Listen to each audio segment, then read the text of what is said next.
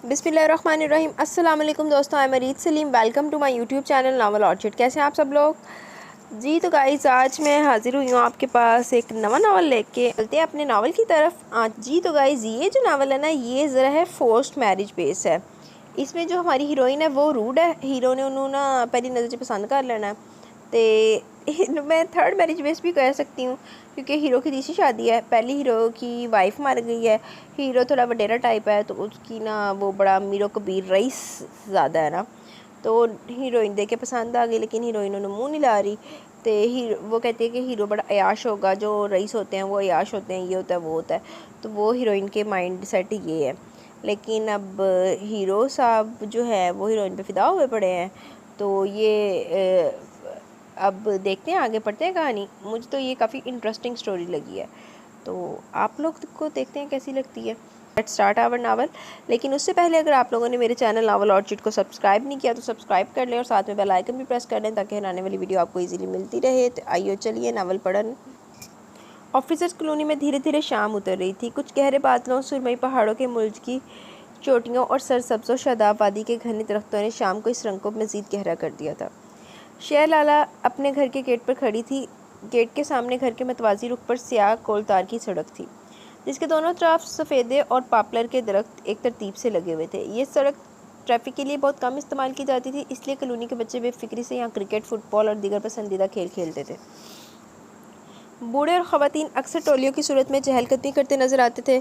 मगरिब के बाद जब माएँ बच्चों को घर में बुलाती थी, तब कहीं जा यहाँ सन्नाटा देखने में आता था, और इस वक्त यही समा था। मगरिब हो चुकी थी और सब अपने अपने घरों को लौट रहे थे। शेर लाला सख्त उकड़ाहट के आलम में गेट से कुछ फासले पर लगे सफ़ेदे के दरख्त से टेक लगाए खड़ी थी। चेहरे पे बेजारी और झंझलाहट के तासुरात नुमाया थे। पता नहीं अपिया और बेजी कब लौटेंगे अस्पताल से, इसने कोफत से सर झटकते हुए सोचा। वैसे तो डैडी के आने का वक्त भी हो चला है, हो सकता है कुछ देर में आ जाए। मुझे गेट से बाहर खड़े देखकर यकीनन खफा भी होंगे, मगर मैं क्या करूं? अंदर मेरा दम घुटने लगा। या अल्लाह, किस दर्जा बोरियत है इस कॉलोनी में। ना कोई हलचल, ना हंगामा। ओफो, वो दिल ही दिल में जज्बस हो रही थी। शाजी भैया को भी नहीं बताया कि मैं बाहर हूँ, अंदर घर में ढूंढ रहे होंगे मुझे। नहीं, यकीनन अपने महबूब टीवी के आगे जमे बैठे होंगे। टीवी के आगे तो सारी दुनिया भूल जाते हैं। वो तलीमी मसरूफियात के सबब बचपन से शहर के हॉस्टल में ही रही थी। कॉलोनी में कम ही आना जाना होता। अपिया की तो एफए के बाद शाजी भैया से शादी हो गई थी। इस वक्त शेर लाला 7वीं क्लास में थी। शाजी भैया इनके सगे तायाजाद थे, बचपन में यतीम हो गए थे। ऐसे में इरफान साहब इन्हें अपने घर यहाँ कॉलोनी में ले आए। जब वो पढ़ लिख कर बरसरे रोज़गार हुए तो अपनी बेटी गुले लाला से शादी कर दी, और शादी के बाद इनके इसी घर में रहने पर इसरार किया। वो कहते थे, शुजा मेरा घर दामाद नहीं बेटा, और बेटा बाप के घर ही जचता है। यूँ भी इनकी जॉब भी यहीं थी, इसलिए वो बखुशी राज़ी हो गए। वो 7 साल कबल बीए ऑनर्स मुकम्मल करने 6-7 दिन कह लगते हैं, उन्होंने लिखा नहीं हुआ। वो 6-7 दिन कबल बीए ऑनर्स मुकम्मल करने के बाद मुस्तकिलन कॉलोनी लौटी थी, और यहाँ चंद माह रहकर ही बोर हो गई थी। 6-7 माह कबल कह लो। ना कोई दोस्त, ना कोई और दिलचस्पी। ठंडी हवाओं से बचने के लिए वो सुर्ख शॉल को अच्छी तरह सर और कंधों पर फैलाए दूर अफक पर डूबती सुर्खियों पर निगाह जमाए हुए थी। बेदिली के बायस 2-3 दिन से कपड़े भी नहीं बदले थे। सुर्ख और स्याह प्रिंटेड का मरीना का सूट शिकन आलूद और मुलजगा सा था। आंदे शिकन आलूद कपड़ियां दे विच हीरो ने वेख के तो फिदा हो जाना। वो अपने ध्यान में गुम थी। खबर भी ना हुई कि कब मतवाजी सड़क पर अमूदी लाइन बनाती बड़ी सड़क से तेज़ रफ्तारी से आती एक पजारो घर के गेट की ढलवान ने रविश पर आन रुकी। अंदर से एक लंबे कद का, खिलती हुई रंगत और घने चमकदार स्याह बालों वाला वजीज सा मर्द निकला। बेल बजाने की घर से दाएं जानिब के गेट लैंप के नीचे मौजूद सफ़ेद बटन को दबाने के इरादे से आगे बढ़ा, तो इस पर नज़र पड़ते छिटक गया। होंठ इस्तेजाब के आलम में सुकड़ गए, रोशन मोटी मोटी आंखों में चमकदा रही। मैं की क्या सी भावें हीरोइन गंदे मेरे मुँह झुग्गियां वाले हुलिये दे विच भी खड़ी होएगी ना, तो हीरो साहब नूं ते वो लगनी है, लेडी डियाना लगनी है। अच्छा, वो कुछ ऐसी कैफियत में था जैसे अपनी आंखों पर एतबार न रहा हो। इसके संजीदा और मतीन चेहरे के मंजमन तासरात में खुशगवारियत सी आ गई, और पेशानी की शिकने लम्हे भर में गायब हो गई थी। यूँ लग रहा था जैसे वो अचानक ही तहैयर अमेज़ मुसरत में घिर गया हो। शेर लाला हवस बेजारी के आलम में खुद में गुम थी। हवा के तेज़ झोंके से फड़फड़ाते शॉल के पल्लू को समेटते हुए इसने यूं ही नज़र घुमाई और एक बेनियाज निगाह आने वाले अजनबी शख्स पर डाली। वो बड़ी दिलचस्पी और शौक़ के आलम में इसकी तरफ मतवजा था। नज़र मिलने पर धीरे से मुस्कुरा दिया। हेलो, कैसे मिजाज है? भारी लहजा गंभीरता और संजीदगी का इम्तिजाज लिए हुए था। अंदाज में हद दर्जा वक़ार झलक रहा था। बिलाशुबा वो एक मुतासरकुन शख्सियत का मालिक था। अच्छा जी, हेलो। शेर लाला ने कुछ उलझे हुए बेपरवाह अंदाज में कहकर अपनी तवज्जो दूसरी तरफ मबजूल कर ली। ये तक पूछने की ज़हमत न की कि किससे मिलना है, क्या काम है। सालगिरह मुबारक हो। हेलो। इस बार शेर लाला को हैरत का झटका सा लगा। वो अब हैरान सी बगौर इसकी जानिब देखने लगी। 34 बरस का ये सोबर सा मर्द कैसे जानता था कि आज उसका जन्मदिन है। 34 साल का सोबर मर्द नहीं जानने का तो होर कौन जानेगा। शहर लाला दे घर लिया नहीं याद होनी दी बर्थडे, लेकिन इस भाई ने याद रखी। इस दौरान अंदर से मुलाजिम ने घंटी की आवाज़ सुनकर गेट खोल दिया। इसे देखकर ज़ोरदार सलाम झाड़ा और अपनी मैयत में अंदर ले गया। कौन है ये साहब? अंदाज तो खासे शहाना है। वो हैरानी से इसे अंदर जाते देख रही थी। पता नहीं डैडी के मिलने वाले ये शजी भाई के। जब वो जीप भर के बाहर खड़े खड़े बोर हो गई तो मजमल कदमों से अंदर चली आई और लॉन में कैन की कुर्सी पर बैठकर आसमान पर चमकते सितारों को देखने लगी। उफ, कब आएंगी बेजी और अपिया? अब वो बुरी तरह झल्ला रही थी। अंदर डाइनिंग रूम से हंसने बोलने की आवाज़ें आ रही थी, गोया वो साहब शजी भैया के मिलने वाले थे। अरे गुड़िया, तुम इधर बैठी हो, मैं तुम्हें अंदर तलाश कर रहा था। इसी साथ शजी भैया इस शानदार से आदमी के हमरा ड्राइंग रूम के दरवाजे से बाहर आए थे। जी बस मैं आ रही थी। वो तेज से शॉल संभालती सीधी होगी। ये मेरी बहन जमा साली है, शाह लाला। तालीम से फारिग होकर अब मुस्तकिल तौर पर कॉलोनी आ गई है। इरादा है कि कुछ अरसे बाद टीचिंग लाइन ज्वाइन कर ले। और यार ये जो ब्रदर इन लॉ होते हैं ना, आज जो साली कहते हैं ना, यार बहन कह रही है बस ठीक है, या ज़रा ज़रा कह रहा सिस्टर की बहन है। अब मैंने ज़रा बड़ा ना जहर लगता है वाला लफ्ज़। मेरे अपने कहते रहते हैं ना मुझे। अच्छा, शजी भैया इसका तारुफ करवा रहे थे। शह लाला हैरान रह गई। वो बहुत कम शजी भैया के दोस्तों से मुतारिफ होती थी। इसके यहाँ इसका रवाज नहीं था। इसका मतलब ये साहब कुछ ज़्यादा ही क्लोज से हैं घर वालों से। और लाला, शायद तुम्हें इनसे वाकफियत हो। ये कॉलोनी की मशहूर मारूफ शख्सियत है आगा हारून अहमद। इस कॉलोनी का तमीराती काम इनके वालिद साहब की ज़ेर निगरानी तकमील पाया था। कॉलोनी का प्राइवेट कॉलेज, हॉस्पिटल और दस्तकारी स्कूल भी इन्होंने तामीर करवाए हैं। वालिद साहब की वफ़ात के बाद तमाम इंतज़ामात आगा हारून ने संभाल लिए हैं। इस खूबसूरत कॉलोनी को मज़ीद बेहतर और पुरकशिश बनाने के लिए ये आजकल एक जामे मनसूबा तरतीब दे रहे हैं, जिसके तहत ही बहुत मुख्तसर सी मुद्दत में कॉलोनी में club, rest house, play ground और तफरीही पार्क बनाने के इक़दाम किए जाएंगे। बल्कि तफरीही पार्क तो तकरीबन मुकम्मल होने को है। शाह लाला ने गहरी सांस ली। अब अंदाज़ा हुआ था कि शजी भैया क्यों इसके सामने पीछे जा रहे हैं। वो महसूस कर रही थी कि आगा हारून की नज़रें मुसलसल इसके चेहरे का तवाफ़ कर रही थी, और इस एहसास ने इसकी नागवारी और बेजारी को मज़ीद दो चंद कर दिया। ताहम वह महरबा लब रही। अगर मिस शह लाला पसंद करे तो कॉलोनी के कॉलेज में इंतज़ामी मामलात संभाल सकती हैं। मैडम तल्लत कॉलेज की प्रिंसिपल है। इन्हें निज़ाम चलाने के लिए एक आला तरीम याफ्ता और ज़हीन मावन की ज़रूरत है, और मुझे यकीन है मिस शह लाला के तावन से हम जल्द ही इस इंटर कॉलेज को डिग्री कॉलेज में तब्दील कर देंगे। आगा की तजवीज़ पर शह लाला ने सर उठाकर इसकी तरफ देखा। वो इसी की तरफ मतवज्जा था। नज़र मिलने पर होले से इसके लब मतबस्सम हुए। इसकी नज़रों में इतनी चमक और भरपूर तासुर था कि शह लाला ने दूसरे ही लम्हे निगाह चुरा ली। कैसे देखता है जैसे खा ही तो जाएगा। वो दिल ही दिल में तिल मिला रही थी। हाँ लाला, तजवीज़ तो बहुत शानदार है, क्या ख्याल है? शजी भैया ने पुरजोश अंदाज में कहा। सोचूंगी। हाँ लाला गुले शाह लाला नू घर बैठे मिलती पी ना जॉब वो सिर ते चढ़ रही है। वो धीरे से कहकर अंदर की जानिब बढ़ गई। लाउंज में आई तो टेबल पर पड़े 2 गिफ्ट पैक देखकर मुतहैयर रह गई। From Agha Haroon Ahmed to Shah Lala. वाह, पहली मुलाकात की गिफ्ट। इसकी नज़रों में ज़मीन आसमान घूमने लगे। माय गॉड, मुझे किस हिसाब में तोहफ़ा दिया है? इसने ढीले ढाले अंदाज में गिफ्ट पैक खोले। बेश कीमत ज्वेलरी सेट और परफ्यूम। इसे हैरानी का दौरा पड़ गया। हैप्पी बर्थडे का नफीस सा कार्ड अलग से था। ये सब क्या? इन्हें कैसे इल्म हुआ मेरी सालगिरह का? और सानू तो कभी किसी ने इस तरह गिफ्ट नहीं भेजे। बस अगे नो कमेंट्स। वो उलझ रही थी। इसी दौरान शजी भैया इधर चले आए थे। पिछले साल जब तुम छुट्टियों पर शहर से कॉलोनी आई थी तो तुम्हारी सालगिरह वाले दिन आगा तुमसे पहली बार मिले थे। शायद इस वक्त की बात याद रह गई होगी। शजी भैया ने नरमी से वजाहत की और शह लाला के जहन में एक झमाका सा हुआ। पिछले साल वीकेंड पर वो कॉलोनी में थी। इत्तेफाक से छुट्टी का दिन था। सभी घर में मौजूद थे। शाम को लॉन में बैठे चाय के लवाजमात और सालगिरह के केक के हमरा सारा से अंदाज में इसकी सालगिरह मनाकर नींद आ गई यार। हालांकि मैं 9 बजे सोई पड़ी उठी हूँ। कितने दफ़ा हो गया। हाँ, और सालगिरह के केक के हमरा सादा से अंदाज में इसकी सालगिरह मनाकर गिफ्ट दे रहे थे जब मुलाजिम डैडी की इजाज़त पाकर आगा को इधर ही ले आया। शाला सरसरी से सलाम दुआ के बाद अंदर चली गई। अपिया भी 2-4 बातों के बाद इसके पीछे आ गई थी। अच्छा, तो मौसूफ ने इतनी पुरानी बात याद रखी थी। जब भी तो इसकी सूरत कुछ जानी पहचानी सी लग रही थी, मगर मुझ में ऐसी क्या बात नजर आई जो इसे मेरा जन्मदिन इतने ध्यान से जहन में महफूज रखा। इसे ये बात हजम नहीं हो रही थी। वो एक आम सी सादा सी लड़की थी, इसने तो नज़र भर के से देखा तक न था। शायद यही बेनियाजी आगा को भाग गई थी। बात कुछ पल्ले नहीं पड़ रही शजी भैया, इतनी मामूली सी बात आगा हारून को कैसे याद रहेगी? मेरा मतलब है कि हमारा तो इनसे कोई बराह रास्त ताल्लुक भी नहीं है। हाँ, हैरानी तो मुझे भी है, शजी भैया पुरख्याल अंदाज में बोले। वो मेरा दोस्त भी है, मगर बड़ा मूडी, मनमोजी और मतलून मजाज है। कॉलोनी में इसका बहुत रौब दबदबा है। ज़ाहिर है इतनी ऊंची हैसियत है, डैडी भी इसकी खूब आवभक्त करते हैं। कॉलोनी वाले इससे हद दर्जा खाइफ रहते हैं, इसकी खुशनुदी के लिए कोशा रहते हैं। वो बहुत कम किसी को लिफ्ट कराता है, बस अपनी ही दुनिया में रहता है। तो फिर शजी भैया समझ जा के उधर कीजिए ना, आप ये गिफ्ट्स वापस कर देते। भाई जान ना पहचान बड़ी खाला सलाम, आपके दोस्त ज़रूर होंगे मगर मेरे लिए तो कतई अजनबी हैं। वो नागवारी से कह रही थी। इतनी हिम्मत कहाँ से लाता? वो सख्त बुरा मानता, वो खफीफ से हो गए। सच तो यह है कि इसकी शख्सियत से इतना जलाल और तमकनत टपकती है कि बंदा इसके मजाज के खिलाफ बात करने के लिए 100 बार सोचता है। अमीर होंगे तो अपने घर में होंगे, हम पर काहे का रोक जमाते हैं? शहर लाला ने नाक सकोड़ते हुए सर झटका था। देखो लाला, बेकार की जिद छोड़ो और मेरे साथ चलो। अपिया इशरार करते करते आजिज़ आ गई थी, मगर वो मान के नहीं दे रही थी। यकीन कीजिए मेरा रत्ती बराबर दिल नहीं चाह रहा दावत में जाने को। प्लीज़ अपिया, वो लजाजत से बोली थी।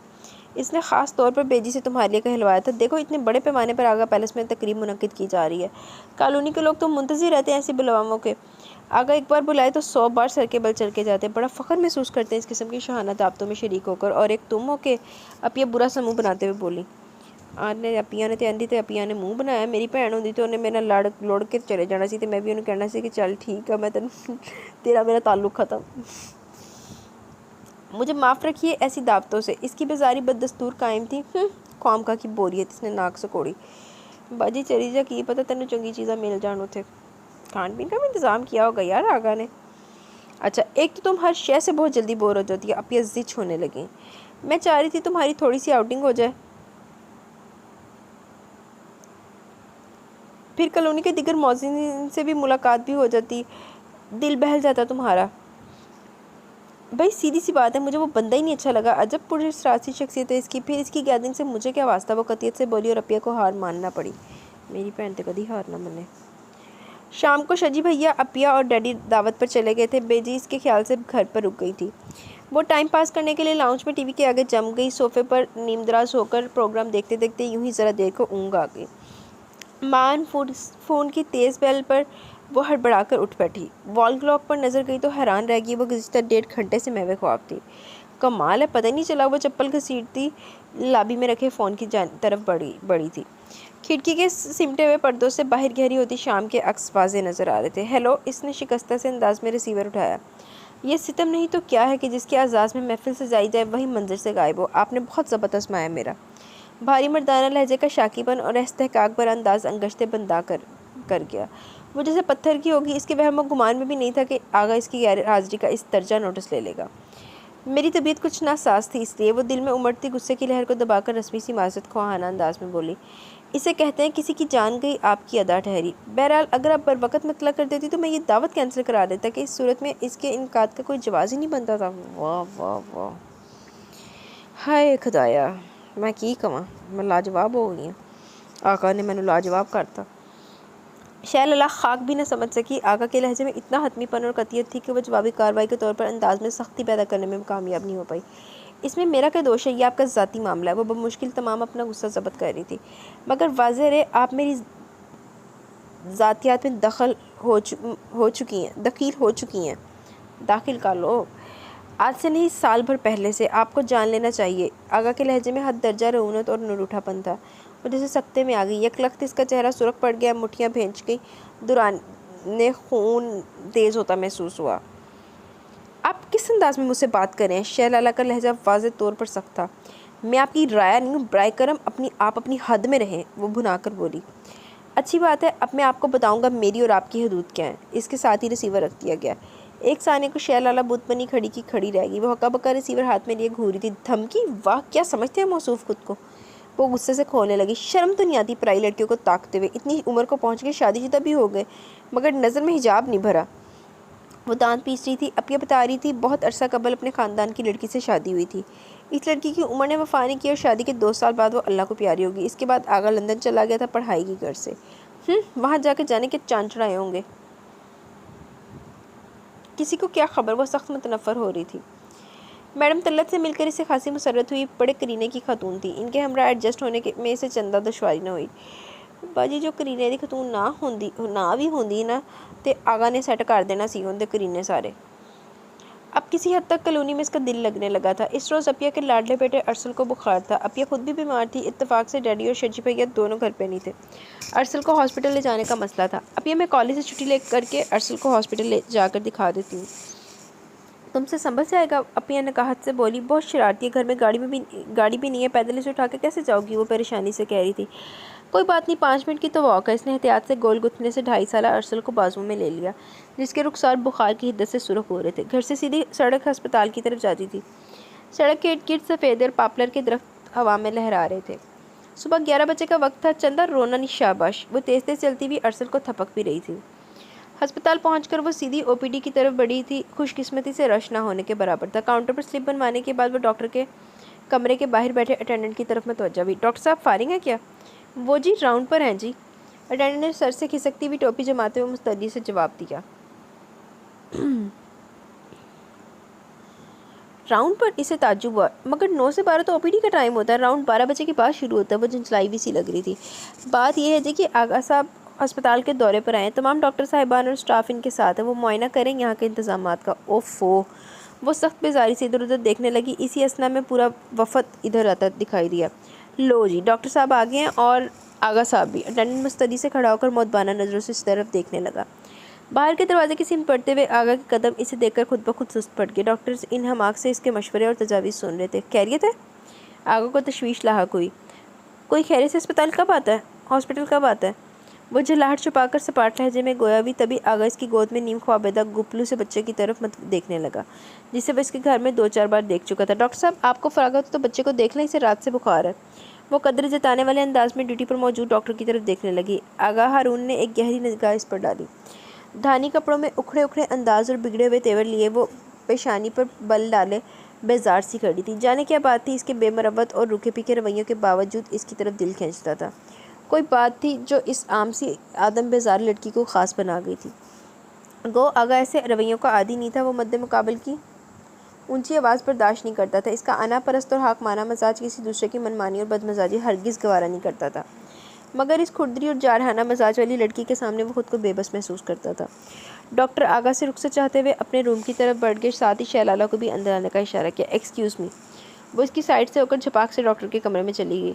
अच्छी तरह चेकअप करवाने के बाद दवाइयों की पर्ची लेकर वो हॉस्पिटल के मेडिकल स्टोर में घुस गई। दवाइयों के लिफाफे और अरसल को संभालती हुई जब वो हॉस्पिटल के अहाते से बाहर आई तो भौंच कर रह गई। गेट के पास पजारों से टेक लगाए आगा हारून महवियत से सिगरेट पी रहा था। गालबन इसी का मुंतज़िर था। आओ मैं तुम्हें घर छोड़ दूँ, वो दोस्ताना अंदाज में इसके करीब आकर बोला। इसकी इस दर्जा बेतकल्फ़ी शैलाला को बहुत खली। शुक्रिया, मैं चली जाऊंगी, इसने बदलिहाजी से कहकर कदम बढ़ाए। वो तेज़ी से सामने आ गया। तुम इस कदर खुदसर और बदतमीज़ क्यों हो? वो इसे घूरने लगा। मोनू किसी भी राह चल देना बह के चली जाए, गड्डी दे वेचते फेर है चंगी आ।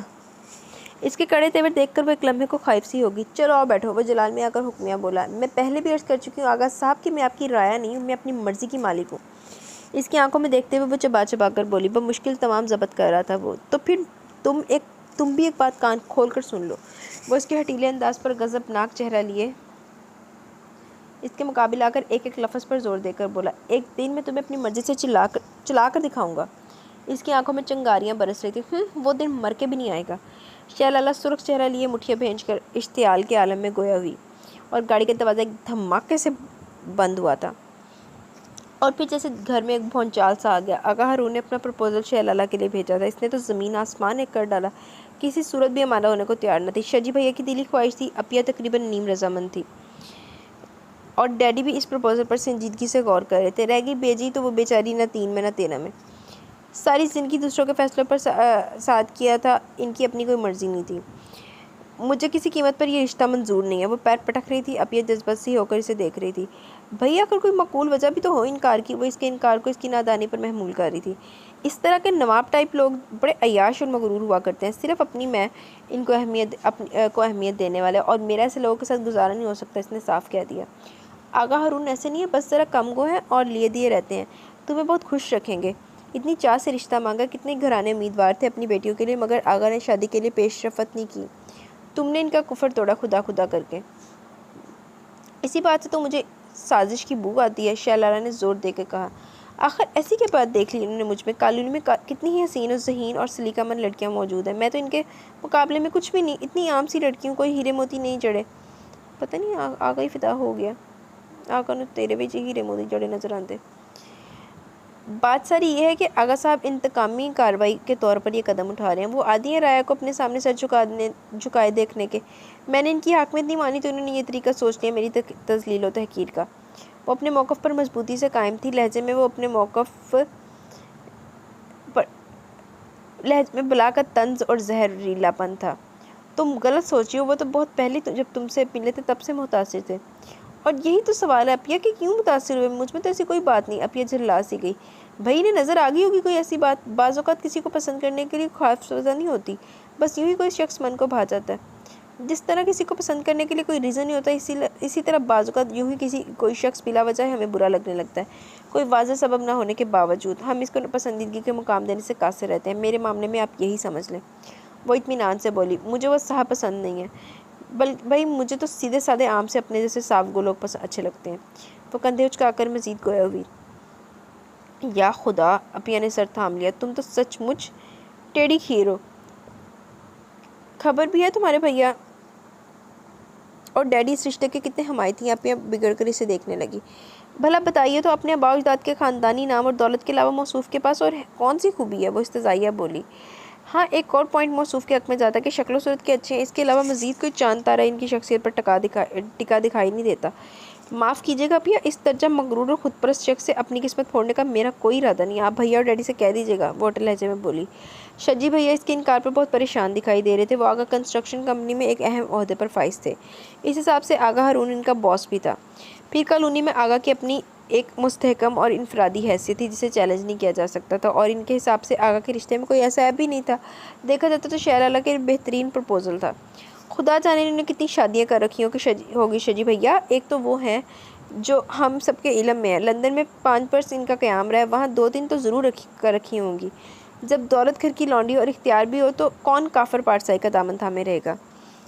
भाई मुझे तो कुछ समझ में नहीं आ रहा, कहाँ जाऊँ, क्या करूँ? वो दो टोक इनकार मुझसे किसी तौर पर मुमकिन नहीं है। डैडी भी अपना पहलू बचा के इन्होंने फ़ैसले की स्लेब मेरे कंधों पर रख दी है। शजी भैया सख्त टेंशन में थे। देखो तुम एक बार फिर सोच लो। वो इल्तिजाइया नज़रों से देखने लगे। 1000 बार भी सोचो तो यही नतीजा निकलेगा शजी भैया। इसने ठंडी सांस लेते हुए नफ़ी में सर हिलाया। यकीन कीजिए मेरा दिल नहीं मानता इस प्रपोज़ल के अलावा। आप जहाँ चाहें जिस शख्स के साथ चाहें रिश्ता जोड़ दें। मैं एक लफ्ज़ नहीं कहूँगी मगर यहाँ नहीं। वो इस दर्जा इजाज़त से गोया हुई कि शजी भैया को हथियार डालने पड़े। इन्होंने गोलमोल से नरम अंदाज में मिलाकर शैलाला का मौक़िफ़ आगा तक पहुँचा दिया। आगा सुनकर कितनी ही देर तक सोच में डूबा रहा। शजी भैया धड़कते दिल से आगा के तासुरात जांचने की कोशिश कर रहे थे कि कहीं वो नाराज़ तो नहीं हो गया। इनका दिल धक धक कर रहा था। अगर तुम्हें एतराज़ ना हो तो मैं बराह रास्त शैलाला से बात कर लूँ? बिलाकर वो सर उठाकर इनकी तरफ देखकर बोला। मुझे बिल्कुल भी इतराज़ नहीं, आप शौक़ से बात कर लें। वो जल्दी से बोले। अगर वो कायल हो जाए तो हम एक लम्हे की ताख़ीर किए बगैर आपको हाँ कर देंगे। घर आकर उन्होंने शैलाला को बुलाकर आगा की आमद की वजह बताई। क्या मुसीबत है, कंबल ही हो गए मौसूफ़? वो अंदर बुरी तरह चिल्ला रही थी, ताहम शजी भैया के सामने मोहरबा लब रही। मारे बांधे सर हिला दिया। कायल तो इसके रिश्ते भी नहीं कर सकते मुझे, इसने सुलग कर सोचा। इसी शाम आगा को चाय पर मदऊ किया गया। डैडी इन दिनों अपने ऑफिशियल टूर पर कराची गए हुए थे। अपिया शजी भैया के साथ ड्राइंग रूम में मेज़बान के तौर पर आगा के सामने मौजूद थी। कुछ देर बाद वह इसके कमरे में आ गई। जाओ तुम, अब तुम्हारे भैया बुला रहे हैं, और देखो कोई बदतमीज़ी मत करना। ख्याल रहे वो यहाँ की ताकतवर समाजी शख्सियत होने के साथ साथ तुम्हारे भैया के बॉस भी हैं। मालूम है मुझे। वो बुरे बुरे मुँह बनाती उठ बैठी। कपड़े तो बदल लो, परसों के पहने हुए हैं। इसे सर झाड़ मुँह पहाड़ जाता देखकर अपिया ने टोका। अपिया ओ जिदा मर्जी चली जावे, आगा तो उन्हें फिदा होया पिया। चलेगा सब, वो बेपरवाही से कहकर बाहर निकल गई। चूँकि वो ज़हनी तौर पर तैयार थी इसलिए आगा के रूबरू जाने से वो कतई खाइफ न हुई, बहादुरी से डट कर बैठ गई। शाजी भैया किसी हेले बहाने से दरमियान से खिसकना चाह रहे थे। इसी लम्हे शहलाला ने पहल करते हुए इसकी तरफ देखकर निडर अंदाज में पूछा, आगा साहब एक बात ईमानदारी से बताइएगा। यार नींद आ रही है मुझे। आपने कुल कितनी शादियाँ की हैं? इसके अनोखे सवाल पर शाजी भैया हक्का बक्का रह गए। इसके बदलिहाज तेवर अलग ही ने गड़बड़ाए दे रहे थे। इन्होंने दहल कर आगा की तरफ देखा। इसकी पेशानी पर सलवटें नमूदार हो गई थी। मोटी मोटी चमकदार आंखों में गजब की सुर्खियां हलकुरे लेने लगी थी। ताहम जब वो बोला तो लहजे हद दर्जा पुरसकून था। 18 वर्ष की उम्र में बाबा जान ने ख़ानदान की लड़की ज़ैनब से की थी। फिर इसकी वफ़ात के बाद इंग्लैंड में क़याम के दौरान अंग्रेज़ लड़की जोसेफाइन से शादी की थी, मगर ये ताल्लुक़ चल नहीं सका। शादी के 6 माह बाद ही दोनों की बाहमी रजामंदी से तलाक हो गई थी। ये इंकशाफ शहलाला के लिए तो तहैर का बाइस था ही। खुद शादी भैया भी धक से रह गए। इनके तो गुमान में भी नहीं था कि आगा 2 शादियाँ कर चुका है।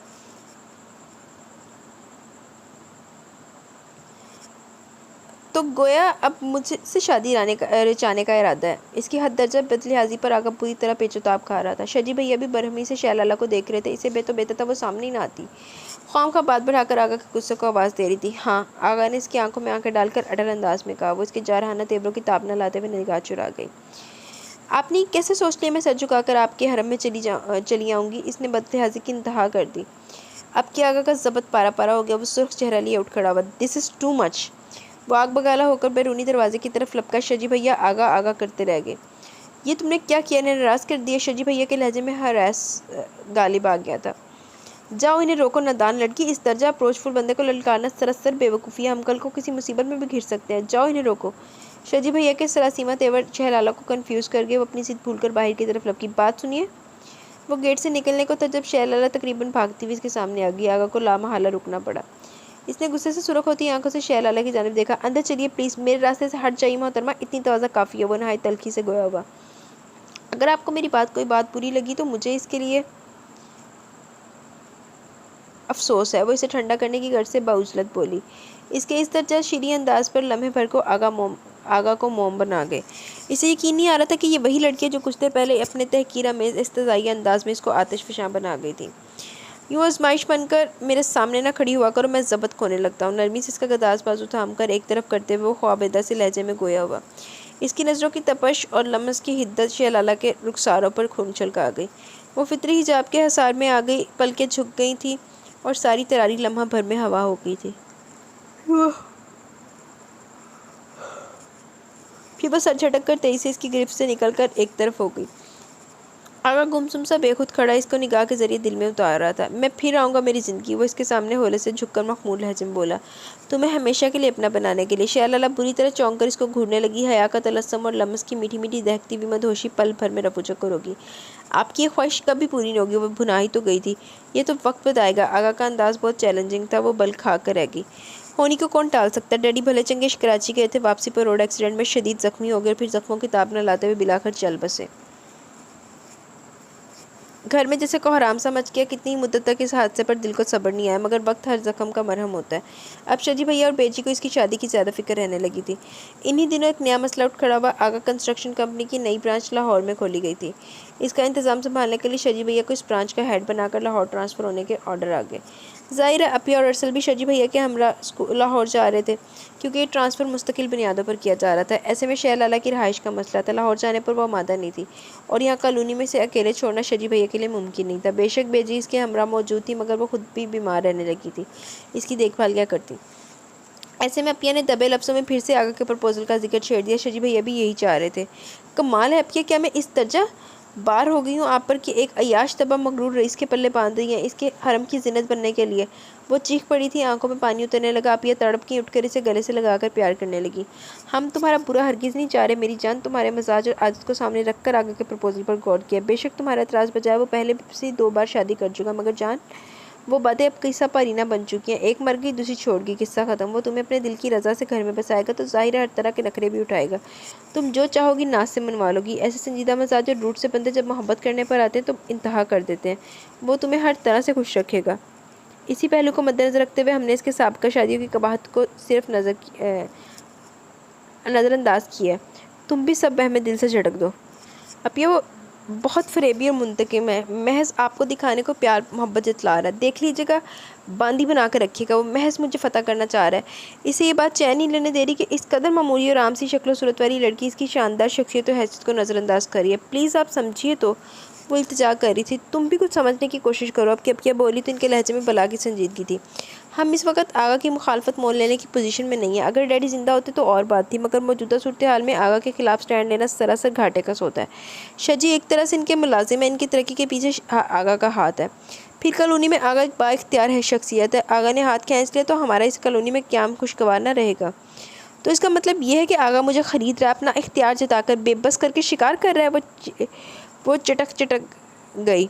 ये इंकशाफ हद दर्जा जानलेवा था। इसका चेहरा धुआं धुआं हो गया। खुद गर्ज जा पसंद, देखूंगी मिस्टर तुम मुझे किस तरह हासिल करते हो। अगर कुदरत ने तुम्हें मुझ पर इख्तियार सौंप दिया भी तो मेरे दिल तक रसाई नहीं पा सकोगे। वो अंदर से भड़क रही थी। अब बताओ तुम्हारा फ़ैसला क्या है? बस आखिरी बात बताओ ताकि इस रोज़ रोज़ की टेंशन से जान छूटे। अपिया थकी हुई आवाज़ में पूछी थी। अब इनकार का क्या जवाब रह जाता अपिया? वो जहरखंद हुई किसी को बेदस्त तो पा करके इससे रजामंदी पूछी जाए तो वो क्या करेगा सवाए खुद को हालात के धारे पर छोड़ने के? इतने शदीद दबाव के बाद कहाँ गुंजाइश निकलती है। मौसूफ मेरी कीमत लगा रहे हैं, कर ले अपना इंतकाम पूरा।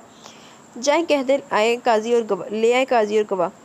मौसू छुपाने को छपाक से बाहर निकल गई थी। अपिया सोचती हुई नज़रों से जाता हुआ देखते तो मेरी ढाल से अंदाज में आगा पैलेस का नंबर मिलाने लगी। वक्त गुजरने के साथ साथ खुद ही संभल जाएगी और यकीनन हमारे फैसले को सराएगी। वो खुद को तसल्ली दे रही थी।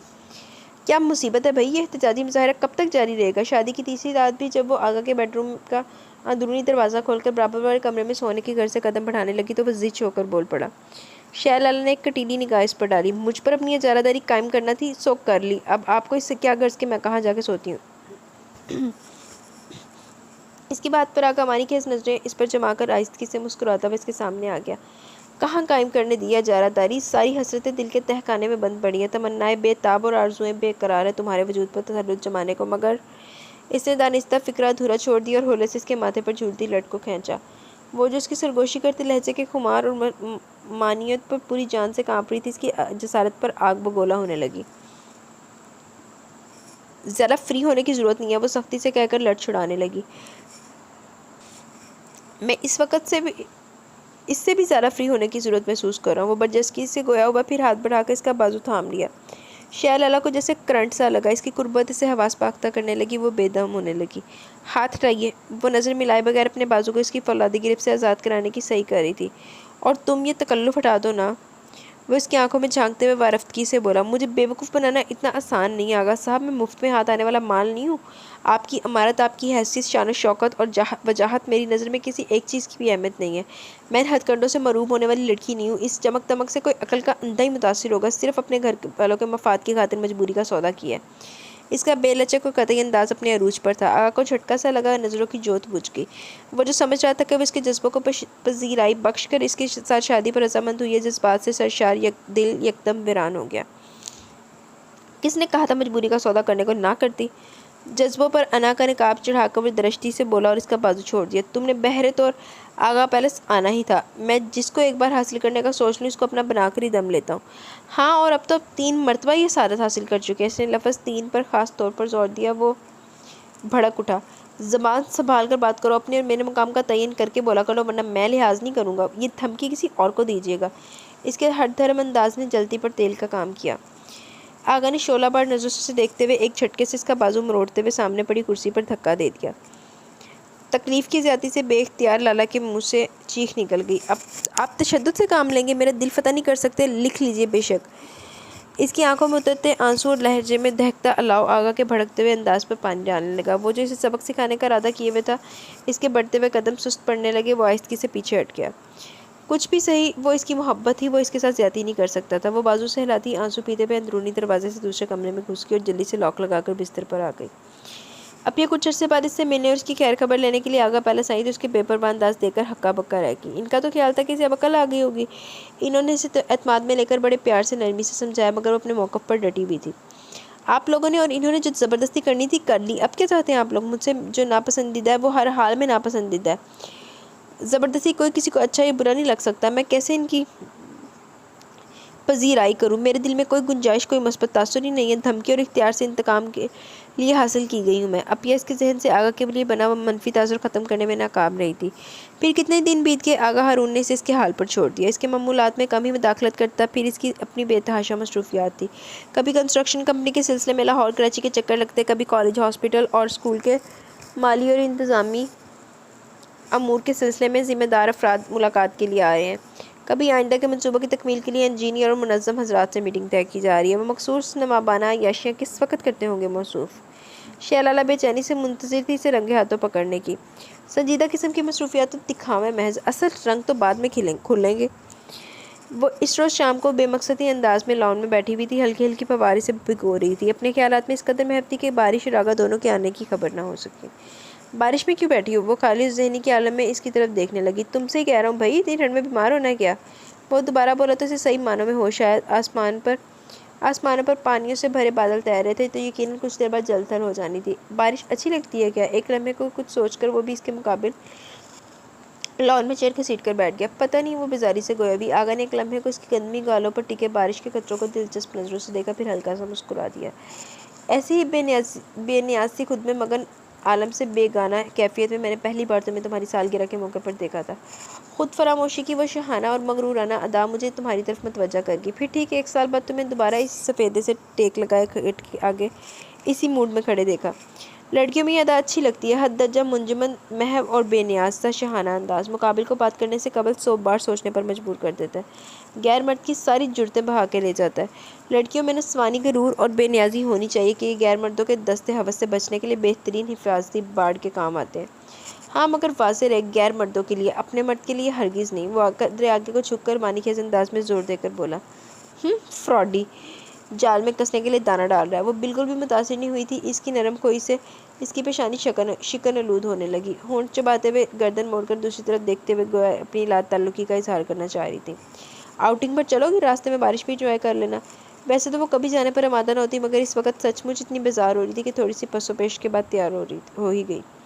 आगा अपनी पजारों निकालने लगा। ड्राइवर साहब को देखकर लपका, मगर आगा ने हाथ के इशारे से वापस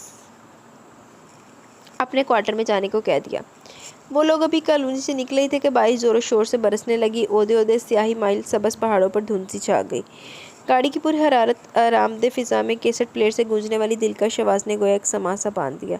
चाही थी दिल ने तुझसे वफा कम, बहुत ही कम, शायद इसलिए है गिला कम, बहुत ही कम। शैलाला ने दर्जीदा नज़रों से ड्राइविंग में मगन आगा के भारी भरे बालों भरे सफ़ेद हाथों को स्टीयरिंग पर हरकत करते देखा। वो किसी गहरी सोच में गुम, लब भेंचे विंडो स्क्रीन पर निगाह जमाए हुए था। जलते सुना चिराग से दामन 1000 बार, दामन से कब चिराग जला, कम, बहुत ही कम। सदियों से यूं तो है यहाँ इंसान का वजूद, इंसान हमको कब है मिला, कम, बहुत ही कम। बहुत खूबसूरत गज़ल थी और शायद आगा की पसंदीदा भी। आ जाइए कि आपसे पहले न आए मौत, अब वक़्त रह गया है बहुत कम, बहुत ही कम। इसके बाद कैसेट का अगला गाना शुरू हो गया।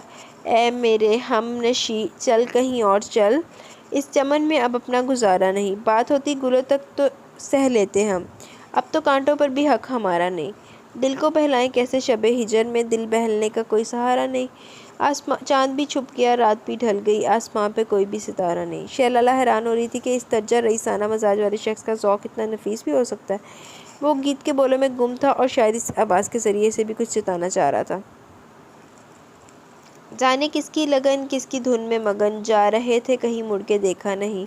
हमने आवाज़ पर तुमको आवाज़ दी, फिर भी कहते हो हमने पुकारा नहीं। मेरा ज़ौक़ नज़र आज़मा लीजिए, गर हो बिजली गिराना गिरा लीजिए। मैं भी घर से चला हूँ यही सोचकर, आज नजरें नहीं या नज़ारा नहीं। शैलाला ने बेसाख्ता इसकी तरफ देखा। ऐन इसी लम्हे आगा ने विंडो स्क्रीन से निगाह हटाकर इसकी जानिब देखा। नज़रों का तसादम हुआ तो आगा की नज़रों की जारहाना चमक से हरासा होकर इसने फ़ौरन निगाह चुराई थी। जाने के इरादे मौसूफ़ के। उफ़ अल्लाह, बरसते हुए सर्द मौसम में तो गाड़ी के अलावा कोई जाए पनाह भी नहीं है, इसने झुरझुरी सी ली थी। बिलाकर गाड़ी सड़क के बाएं तरफ इस्तादा एक सरसब्ज़ से पहाड़ के दामन में रुक गई।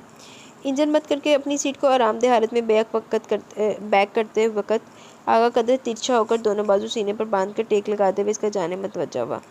यकदम शैलाला का दिल धड़का। वो इसकी दस्तरस में थी। वो किसी भी लम्हे हाथ बढ़ाकर इसे गिरफ्त में ले सकता था और यह एहसास इसे बुरी तरह खौफज़दा किए दे रहा था। वो गैर इरादी तौर पर धीरे धीरे परे सिरकती हुई बिल्कुल दरवाजे से जा लगी। आगा इसकी घबराहट को दिलचस्पी से जांच रहा था। एक बात तो बताओ लाला, वो अपनी पोजीशन तब्दील किए बगैर इसे नजरों की गिरफ्त में लेते हुए बोला। तुम मुझसे इस दर्जा बेजार और खाइफ सी क्यों रहती हो? शुरू से ही कतराए हुए बेगाना अंदाज में पेश आ रही हो। क्या कुछ कोताही सरजद होगी मुझसे? इसके दोस्ताना अंदाज शैलाला को घबराहट में मुब्तला किए दे रहे थे। वो निचला होठ काटते हुए बदस्तूर चुप थी। ये रवैये शादी से पहले बेहतर और किसी कदर काबिल कबूल थे, मगर अब इस तरह की बेगानगी, रखाई और झंझलाहट के मुजाहरे बेसबब नहीं हो सकते। अगर मुझसे कोई शिकायत है तो खुलकर कहो, मैं हर तरह की वजाहत देने के लिए तैयार हूँ, बशर्त ये कि तुम्हारा दिल मुतमिन हो सके। आगा का लहजा अपनाइए जगा रहा था। वो अब भी कुछ कहने से कासिर रही। अगर तुम्हें मेरी शादियाँ करने पर एतराज़ है तो इस सिलसिले में मैं अपनी जगह पर दुरुस्त हूँ। पहली शादी हुई तो खुदा ने बीवी को अपने पास बुला लिया। दूसरी जगह की तो निभ नहीं सकी। सिर्फ मैं ही नहीं, जोसेफाइन ने को भी एहसास हो गया था कि हम दोनों के मिजाज और जहन नहीं मिलते। वो तो मेरे और आपके कौन सा मिलते हैं? वो चटक कर बोली। आगा ज़रा सा मुस्कुराया। तुम्हारी ज़ात में एक मजबूती और कतियत है। तुम इस दर्जा पुरअतमाद और अटल शख्सियत के तौर पर सामने आई हो कि मुकाबिल खुद ब खुद तुम्हारे किरदार की पाकीज़गी और पुख्तगी के कायल हो जाता है। मुझे फैसला कर नेचर रखने वाले, ज़िंदगी की आंखों में आंखें डालकर जीने वाले लोग बहुत इंस्पायर करते हैं। कैसे लोग अपनी चैलेंजिंग तबीयत से काम लेकर नामुमकिन को भी मुमकिन बना देते हैं। मैं खुद भी ऐसा ही हूँ। हाँ, मगर तुम में कुछ इजाफी और साफ़ है जो निभा की राह में हायल हो रहे हैं। तुम ज़िद्दी और कुछ हटीली सी हो, जो बात एक बार दिमाग में बिठा लो इससे आगे नहीं सोचती, और ये चीज़ बहुत नुकसानदेह होती है। बंदे को लचक और गुंजाइश ज़रूर रखनी चाहिए। ख़ुसूसन औरत को अपने शौहर के मुकाबिल हठधर्मी, अनापरस्ती और बदमिजाजी का मुजाहरा नहीं करना चाहिए। इसकी ज़ुमानी मुतबस्सम नज़रों के जवाब में वो जज्बत सी होकर इधर उधर देखने लगी। कैसे ताक ताक कर तीर चला रहे हैं। जानते हैं ना कि इस वक्त मैं सब कुछ देखने सुनने पर मजबूर हूँ। वो बेनियाजी दिखाने को खिड़की की तरफ गर्दन मोड़कर बाहर देखने लगी। बाहर एक तवातर से बारिश हो रही थी। इस लम्हे इसे कीमती मर्दाना परफ्यूम और सिगरेट की मिली जुली खुशबू अपने बहुत करीब महसूस हुई। बौखलाकर गर्दन मोड़ी तो सटपिटा कर रह की। आगा इसके करीब झुककर इसका हाथ थामने को था। इसने बरक किसी तेजी से अपने आप को समेट कर गोया इसकी दस्तरे से बचने की बेसुध कोशिश की। फिक्र नहीं करो, तुम्हें तुम्हारी रज़ा के बगैर हाथ नहीं लगाऊंगा, वो चुपते हुए अंदाज में बोला। फिल वक़्त मैं तुम्हारी मौजूदगी को महसूस करना चाह रहा हूँ। कम मौन। दूसरे लम्हे इसका लरसता व दूसरा गदास हाथ आगा के मजबूत हाथ में दब चुका था। तुमने नेल पॉलिश नहीं लगाई? इतने खूबसूरत और चमकदार नाखून है। वो बगौर इसके चेहरे का जायजा ले रहा था। तुम्हारे चेहरे में, आंखों और बालों में, बल्कि पूरे सराबे में एक खास किस्म की चमक और शफाफपन है। यही चमक तो मुझे असीर बना गई थी। वो बेतकल्फ़ी से हकायत दिली से सुना रहा था। वो बेख्तियार नर्वस ही होने लगी। आगा की गहरी नज़रों को अपने वजूद पर मुतहरिक महसूस कर सकती थी। आगा ने इसका हाथ अपनी मुट्ठी में मुकीद किए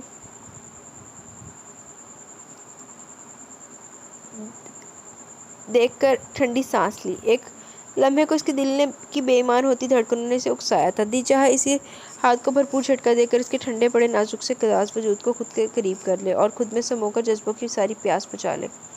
मगर वो खुद से किए गए अहद के हाथों बेबस था। इससे पहले कि वो गुस्ताखी पर आमादा करते इसे ख्वाबनाक माहौल की लपेट में आकर बहक जाता। इसने तेजी से इसका हाथ छोड़कर सीधे होते हुए गाड़ी स्टार्ट कर दी कि खुद पर काबू पाने में इसे खासी दुश्वारी का सामना हो रहा था। वैसे यार ये लव आफ्टर मैरिज नावल भी है। वैसे ना जिन्नी आगा नूं इज्जत दे रहे हैं ना कुड़ी नूं, उन्नी अपने आप तो बाहर होई जाए। लाला नूं ना बस छितना दी ते चंडा दी कमी है। रेस्ट हाउस और क्लब की तामीर के सिलसिले में कागजी कार्रवाई मुकम्मल हो चुकी थी। आजकल आगा तंदही से इनकी तामीर के काम की निगरानी कर रहा था। दिन रात मसरूफ़ रहता था।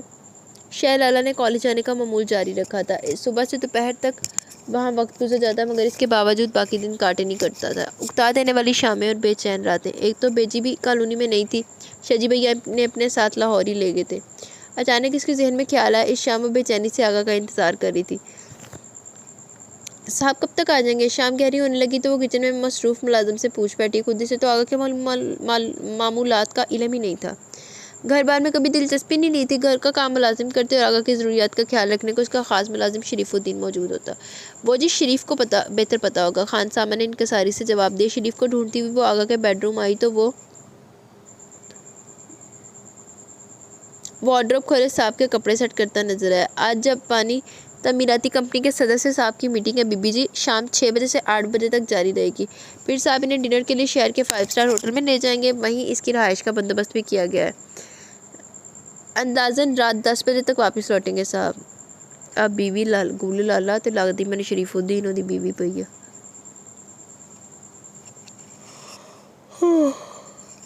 बड़ी नींद आ रही है। हालांकि मैं यूनिवर्सिटी से आकर सो गई थी, 9 बजे के बाद उठी हूँ। थीसिस भी सो के उठ के वो वीडियो वगैरह जो बनाई है, लेकिन नींद पता नहीं क्यों बड़ी आई जा रही है। पता नहीं रात को अपलोड होता कि नहीं होता, क्योंकि ये घंटे से ज़्यादा वीडियो जानी है तो कंपाइल करनी पड़नी है, जिस पर टाइम लगता है। नहीं देर मेरी आँख लग गई तो फिर आज नहीं होनी अपलोडिंग। 10 की बजाय 11 बज गए थे। वो बरामदे में संगमरमर की सीढ़ियों पर बैठी सुरख बजरी के गेट तक जाती रविश पर निगाह जमाए हुए थी। बरामदे की सबज माइल रोशनी वाली ट्यूबलाइट्स ऑन थी। ठंड बढ़ रही थी मगर शहलाला को कोई खास महसूस नहीं हो रही थी। वो अपने ख्यालों में इतनी मगन थी कि गेट खुलने और पोर्च में पजारों के रुकने की आवाज़ भी ना ठिठकी। एक तक लाला बाजी ना बेहोश हो गई बंदी है, ना उन्हें बारिश का पता लगता, ना उनको गड्डी दे रुकने का पता लग गया। एड्डी भी की बेहोशी हो गई बंदे की। हता के थका थका सा आगा कदम उठाता एन इसके सर पर पहुंच गया। इसे हंसपे मामूल दुनिया से बेखबर अपने ध्यान में गुम देखकर वह आस्की से मुस्कुरा दिया। तुम यहाँ क्या कर रही हो? वो मुस्कुराहट दबाते हुए ताज्जुब से पूछ रहा था। शहलाला ने चौंक कर सर उठाया। आपका इंतज़ार, इसने मुख्तसर बताया। क्या? आगा उछल पड़ा। आगा ने बेचारे ने ना खुश फहम हो जाना, लेकिन वो क्या कह सकते हैं। खुश फहमी बुरी बीमारी लगी तुझे, तेरी जिम्मेदारी। अच्छा किधर गया? क्या? आगा उछल पड़ा। एक लम्हे को अपनी समात पर एतबार नहीं आया। दोबारा कहो, क्या कह रही थी? वो पैंट के पांचे ऊपर सरकाकर इसके करीब सीढ़ियों पर बैठकर बेताबी से पूछने लगा। भैया आपका इंतज़ार कर रही थी, एक बात करनी थी। वो नागवारी से बोली। ओ, तो गोया बात करने के लिए इंतज़ार हो रहा था। वो ढीला पड़ के चेहरा बुझ सा गया। बेचारे आगा दी हसरता भी पता नहीं कितों पूरियाँ होन गया। बहरहाल इरशाद फरमाए। मगर सुनो, क्या ही अच्छा हो जो तुम मेरे बेडरूम में आकर बात कर लो। मैं सख्त थका हुआ हूँ, चेंज करके गर्म बिस्तर में घुसने की ख्वाहिश रखता हूँ। यहाँ वैसे भी ठंड लग रही है। वो कुछ पसोपेश के बाद राजी होगी। आप चेंज कर ले, मैं थोड़ी देर में आती हूँ। काश इस आमादगी के साथ तुम हमेशा के लिए मेरे बेडरूम में आने की बात करो। वो उठते उठते शरारत से देखकर कह गया। देखिए, अब लड़ाई का आगाज़ आपकी तरफ से हो रहा है। इसका चेहरा कुछ गुस्से और कुछ शर्म से सुर्ख पड़ गया। आगा हंसकर इसके बालों की लट खींचता हुआ अंदर की जानिब बढ़ गया। वो कम से कम आधे घंटे बाद इसके बेडरूम में दाखिल हुई तो वो आराम से लिहाफ में दुबका हुआ नीम दरासा इसका मुंतज़िर था। वो झिझकते हुए अंदर आ गई और दरवाज़ा पूरी तरह खुला रहने दिया। भाई दरवाज़ा तो बंद कर दिया हो, सारे हीटिंग सिस्टम का सत्यानाश हो जाएगा। मैं बस 2 मिनट में जा रही हूँ। वो अपना सेफ वे बंद करने पर आमादा न हुई। दरअसल बात यह है, वो यूं ही खड़े खड़े कहकर निकलने का इरादा बांधे हुए थी कि आगा ने हाथ उठाकर इसे रोक दिया। आराम से बैठकर बात करो, ऐसी जल्दी भी क्या है? भाई शरीफ कॉफ़ी बनवा कर ला रहा, तुम बैठो इधर सोफे पर। बेड पर बैठे तो गालबन गवारा नहीं करोगी। इसने बेड के मुकाबिल मैरून मखमली सोफे की जानिब इशारा करते हुए आखिर में जैसे छेड़ने वाले अंदाज में टुकड़ा लगाया। वो खुद को सख्त लाचार महसूस करते हुए होंठ चबाती मारे बांधे सोफे पर बैठ गई। इससे पहले कि बात शुरू करती, शरीफ खुले दरवाजे पर हल्की दस्तक देकर अंदर चला आया। इसके हाथ में छोटी सी नफीस ट्रे थी जिसमें कॉफ़ी के 2 मग रखे थे। साहब और बेगम साहिबा को थमाकर वो मौतबाना वापस मुड़ा और जाते जाते दरवाज़ा अच्छी तरह बंद कर गया। आगा के होंठों पर मुस्कुराहट रेंगी। शहलाला अपनी जगह पहलू बदल कर रह गई। अब वो दोबारा उठकर तो दरवाज़ा खोलने की हिमाकत नहीं कर सकती थी। ऐसा है कि मैं चाह रही हूँ कि 1-2 हफ्तों के लिए मैं लाहौर शजी भैया के पास चली जाऊँ। अपी और बेजी से मिलने को बहुत जी चाह रहा है। इसने कॉफ़ी की चुस्की लेते हुए जल्दी से मुद्दा बयान किया। ऐसा करते इन लोगों को यहाँ बुलवा लेते हैं। आगा की तजवीज़ पर वो बरहमी से देखने लगी। इससे क्या फ़ायदा, मैं लाहौर जाना चाह रही हूँ। गोया माहौल में तब्दीली की ख्वाह हूँ। आगा ने कोई पूछने पर इसने सर हिला दिया। तो फिर ऐसा है कि हम हनीमून ट्रिप के लिए निकल जाते हैं। पहले शुमाली इलाका जहाँ चलेंगे, फिर वहाँ से बैरून मुल्क स्विट्ज़रलैंड, सिंगापुर और हांगकॉन्ग। क्या ख्याल है? इज़्ज़त नहीं पचनी आगा, इन्हों ना पूछ। आगा की आंखों से बला की शरारत टपक रही थी। साफ क्यों नहीं कहते कि आप मुझे इस जिंदान में एरिया रगड़ रगड़ कर ख़त्म होता देखने के आरजूमंद है? वो जहरीले अंदाज में बोली। इज़्ज़त नहीं पचती एनू ना लाहौरी धक्के खा के आंदे एदा मुँह नहीं हैगा, एदी शक्ल नहीं गिनरान कान घूमन वाली। इस दर्जा बदगुमानी भी अच्छी नहीं हुआ करती मेरी जान। वो इसकी तवक्का के बरक्स बड़े सुकून से बोला। बात यह है कि तुम्हारी गैर मौजूदगी में आगा पैलेस की हर शय उदास और बेरंग सी हो जाती है। इसके मकीनों समेत फिर 1-2 हफ्ते तो बहुत ज़्यादा होते हैं, कोई ज़्यादा नहीं होते हैं। वो ज़ोर देकर बोली। चलिए मैं 10 दिन बाद लौट आऊँगी। वो मफाहमत पर आमादा नजर आई। 10 दिन? आगा ने दोहराया।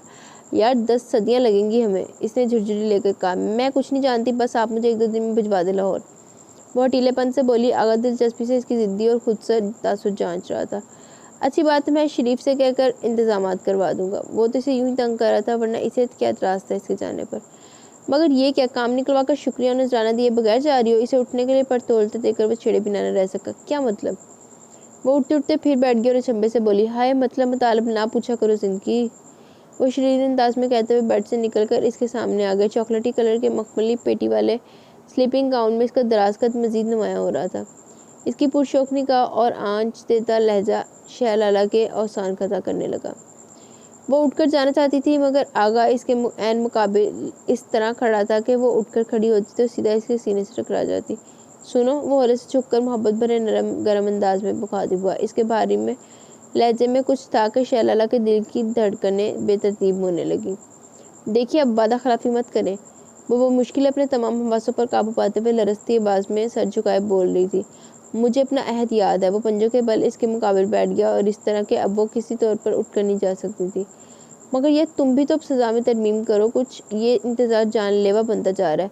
6 माह से कुएं के करीब रहकर प्यासा हूँ। इसका धीमा जज्बाती लहजा बेकाबू सा हो रहा था। शहलाला की टांगें कांपने लगी, होंठ जब खुश्क होने लगे। इसने जिस्म का हौले से लरज रहा था। वो इतना करीब था कि लम्हे के 1000वें हिस्से में इस सूरत से इसे छू सकता था। वो इसकी आंच से थी कुर्बत शहलाला के रुखसार जलाई दे रही थी। वो दोनों हाथ मरोड़ती हुई बुरी तरह से पड़ाई थी। मुझे जाने दे प्लीज़। जाने किस तरह जुर्रत से काम लेकर वो कह पाई थी। जवाब में वो चुपचाप भरपूर नजरों से इसके खदोखाल का जायजा लेता रहा। लाला प्लीज़ अब बस करो। बहुत देर बाद इसकी सरगोशी ने खामोशी को तोड़ा। मान जाओ ना। वो अपने बेकाबू होते जज्बात पर बंद बांधते हमज हद पार करने से खुद को बाज रखे हुए था और वो बेदर्द लहजा लहजा इसका जब्त आजमा रही थी। आप जिद्दो ज़बरदस्ती से कुछ भी हासिल नहीं कर सकते। इसके सहर अंगेज लहजे की खुमार से वो अंदर ही अंदर कमज़ोर पड़ने लगी तो हिफाजती दीवार उठाते हुए एकदम झंझलाकर फट पड़ी। आगा का चेहरा फीका पड़ गया। वो निचले होंठ दांतों दबाते हुए तेज से इसके सामने से उठा और जोर से दरवाज़ा बंद करते हुए बाथरूम में मकीद हो गया। शहलाला अपने उड़े उड़े हवास में इज्तिमा करती बिजली किसी तेजी से कमरे से निकल गई थी। लम्हों का तलस्सुम ज़ायल हुआ तो वो अपनी कमज़ोरी पर खुद को लानत मलामत करने लगी। अभी तक दिल की धड़कनें मामूल पर जी थोड़ा जो रह गया, लेकिन आंखें बंद हो रही हैं। बहुत शानदार घर है आपका। वो तारीफ़ी नज़रों से पूरा घर घूम फिर कर जायज़ा ले रही थी। कंपनी की तरफ से मिला। अपिया खुशी खुशी बता रही थी, खैर कितना ही अच्छा सही, तुम्हारे आगा पहले से क्या मुकाबला। वो तो सचमुच का शाही महल है। छोड़े। वो अपिया के सताइशी अंदाज में मुंह बनाकर बोली, मुझे तो कैद खाना लगता है, वीरान, उदास और बेजान सा। शजी भैया ने इसे दो दिनों में सारा लाहौर घुमा दिया। एक बार वो गहरी निगाह से अपिया और शजी भैया की अज़वाजी ज़िंदगी का जायज़ा ले रही थी और बहुत सारी बातों के इंकशाफात अब हो रहे थे। वो चूँकि शुरू से शहर के हॉस्टल्स में रहती थी, इसलिए घरेलू मामलात से खासी हद तक बेबहरा थी। पहली बार इसने देखने वाली निगाह से मामलात देखे और भौंचका सी रह गई। शजी भैया घर में मौजूद होते तो भी हर वक्त अपने आप को किसी न किसी काम में उलझाए रखते थे। हालांकि अब अरसल के साथ साथ गाड़ी की देखभाल भी करनी पड़ती थी। फिर घर भर की जिम्मेदारी भी अपिया के कंधों पर थी। मेरे मोज़े कहाँ रखे हैं, रुमाल क्यों नहीं मिल रहा, ओफ़ो कपड़ा पर इस्त्री करना भी याद नहीं रहा। बेगम साहिबा को वो वाज़ेह तौर पर चिल्लाए हुए खुरदरे अंदाज में पुकारे थे। अपिया सारा ख़ज़ा बेडरूम की तरफ लपकती। मैं अभी कर देती हूँ सब कुछ। गुड़िया की नैपी बदल रही थी। इसी असना में अरसल नाश्ते के लिए माँ को पुकारने लगता। अपिया के एक पाँव इधर होता तो एक उधर। किचन के काम, घर भर की सफाई, कपड़ों की धुलाई से लेकर शौहर और बच्चों की ज़रूरतों का ख्याल, हर काम के लिए अपिया जवाब देती और इसके बावजूद शजी भैया ना खुश रहते थे। आप याद तो बात मैंने समझ ही नहीं आती। सारे भाई कितने ना खुश भी होंगे अपनी बुढ़िया को। उस तो बाद अगर किसी ने कहा था ना तुझे ब्याह था तो ऐसे फुदक के खुश होते हैं जैसे पता नहीं इनकी लॉटरी लग गई हो। तो पूछे पहले एक नूं तो खुश कर रहा लवो, एक तो दिल भरिया नहीं, एक तुसी ब्याह करके जी लीक लाई, तुसी दूजा करके दूजी ला देनी। किस कदर फोड़ हो तुम। ज़रूरत की शौहर की ज़रूरियात का ख्याल नहीं। वो बरमला कहते। कभी सालन में नमक या मिर्च तेज़ हो जाता तो बिगड़ने लगते थे। इतने बरस गुजर गए, तुम्हें ढंग का खाना पकाना नहीं है, हद है। और अब ये चुपचाप सुनती रहती, कभी मिनमिनाते हुए सफाइयाँ देने लगती। शहर सख्त और यार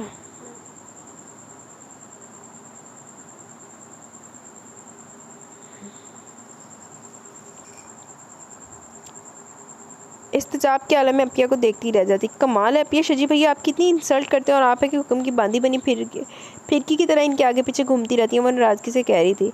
जवाब में अपिया होले से मुस्कुराई। भाई इंसल्ट की इसमें क्या बात है। अगर शौहर आपको कुताही पर डांट दे या गुस्सा करे तो बीवी की खामोशी से पी जाना चाहिए। वो सही बात पर ही टोकते हैं, हक रखते हैं इस बात का। ऐसी मामूली बातों को तौहीन और तहकीर समझ कर बीवी महाज खोल बैठे तो गुजारा हो गया। समझो सारे घर का सुकून और तरतीब तहस नहस नहीं हो जाएगा ऐसे तो। और वो होंकसी इन्हें देखती रही। इसने तो कभी झूठे मुंह आगा से नहीं पूछा था कि किसी चीज़ की ज़रूरत हो तो बताएं। इसके जूते, कपड़े, खाने पीने और आराम व सुकून का ख्याल रखने की जिम्मेदारी शरीफ के सर पर लगी थी। रहे घर के काम तो इसकी बला जाने मुलाजमिन किस लिए थे। फिर वो आगा पैलेस को अपना घर कब समझती थी जो मालिकाना जिम्मेदारियाँ निभाती, और आगा ने कभी एक लफ्ज़ नहीं कहा था। इस रोज़ वो अपिया के साथ बाजार गई तो अपिया को इनकी पुरानी क्लास फेलो मिल्की पुरजोश तरीके से सलाम दुआ के बाद एक दूसरे के यहाँ आने की दावत दी गई जाने लगी। परसों हमारी वेडिंग एनिवर्सरी है, कुछ पुरानी दोस्तों को भी मदऊ किया जो लाहौर में आबाद है, तुम्हें ज़रूर आना, इसी बहाने माजी की दोस्तों से भी मुलाकात भी हो जाएगी। अपिया की दोस्त सबाहत ने बस अदे इसरार कहा। हाँ हाँ क्यों नहीं, वो अपना अपिया मुसरत से बोली। पुराने दोस्तों से मुलाकात का तसव्वुर बजाते खुद बड़ा खुशकन होता है। मैं अपने शौहर के साथ ज़रूर आऊँगी, मगर जब शजी भैया से बात की तो इन्होंने साफ इनकार कर दिया। मैंने साइड पर जाना है परसों और तुम्हें भी जाने की कोई ज़रूरत नहीं है, फिर कभी चले जाना, ऐसी भी क्या क़यामत आ रही है। और अभी अपना दिल मार कर रह गई। शेह लाला को इल्म हुआ तो एक बार फिर इस्तेजाब मोतजब खड़ी थी रह गई। इसने कॉलोनी में कहीं आने जाने के लिए रस्मन भी आगा को मतला करने की जहमत गवारा नहीं की थी। भाई आज आपका इतना दिल चाह रहा है, ऐसे मौके बार बार थोड़ी आते हैं। शजी भैया से ज़िद करें जाने के लिए, वो मसरूफ़ है तो कम से कम आपको तो इजाज़त दे सकते हैं। छोड़ो, अपिया बेदिली से बोली, स्टार्ट करके इनका मूड क्यों ख़राब करूं। सबात से फ़ोन पर माजरत कर लूँगी। अपिया का सारा जोशो खरोश मानित पड़ गया। शेह लाला को दिली तकलीफ़ हुई। फिर भी आप इनके नाम की माला जपती हैं। वो जलाकर इन पर बरसने लगी। कितने बेहिस हैं शजी भैया, आपकी खुशी और जज्बात का कुछ ख्याल नहीं। वो तैश से बोली, मैं इनकी मर्जी और खुशी की पाबंद हूँ, वो नहीं चाहते तो मैं इनकी रज़ा के खिलाफ कदम कैसे उठा सकती हूँ। अपिया उदासी से बोली। शैला ने कोफत से सर झटका। आप ख्वाम का इनकी खुद पसंदी को शह दे रही हैं। धड़ल्ले से कहते हैं कि मुझे हर सूरत जाना है। इस तरह घर नहीं चला करते गुड़िया। अपिया ने इसके गाल चुलकर नरमी से कहा। औरत को अपना घर बसाने, बनाने और चलाने के लिए बहुत कुछ कुर्बान करना पड़ता है। अपनी बेजा अना खुद परस्ती, ज़िद और शौक़ को लगाम डालनी पड़ती है, और जवाब में इसे क्या हासिल होता है। वो जहर खंद हुई। इसे रहने को एक चार दीवारी मजबूत छत और एक साहिबा मिल जाता है शौहर के रूप में। अब वो मुतमिन नजर आ रही थी, यही घर तो औरत की आखिरी पनाहगाह होता है। वो समझा रही थी, औरत को मसलत से काम लेकर झुककर आजी से बेगर्जी से मामला सुलझाकर अपनी जड़ें मर्द के घर और दिल में मजबूत करनी पड़ती हैं, वरना वो तो अपनों से सारे घर का शिराजा बिखर कर रह जाएगा। अगर एक हाकिम हो तो